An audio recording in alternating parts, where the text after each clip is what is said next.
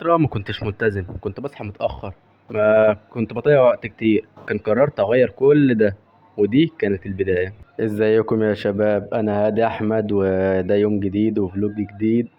اللي ما يعرفنيش، أنا اسمي هادي أحمد وعندي 16 سنة، كلها سنة كلها شهرين وهتم 17 سنة. ده كان شكلي قبل، يعني من سنة ونص، وده شكلي بعد.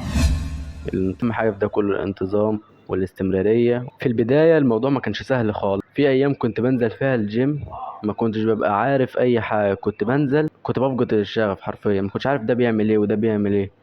لحد ما عرفت إن التغيير مش بيجي من يوم وليلة. بدأت أركز على حاجات بسيطة، أصحى بدري، أنظم أكلي، ألتزم بالتمرين سواء.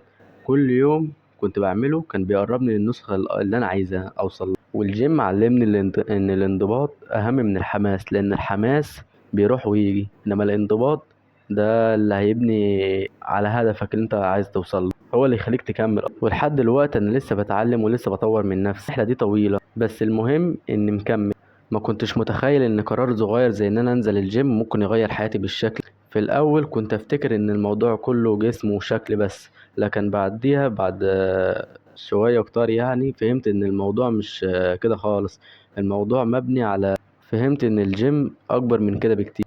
علمني الصبر والالتزام، وإن أي حاجة عايز أوصلها محتاجة تعب واستمرارية. أهم حاجة الاستمرارية، من غير الاستمرارية أنت مفيش خالص. يلا بينا طيب نروح على الجيم يا شباب، وبعد ما نخلص نبقى نيجي نقول لكم على كام حاجة كده بس فالمهم. واضرب لهم مثلا أصحاب القرية إذ جاءها المرسلون إذ أرسلنا إليهم اثنين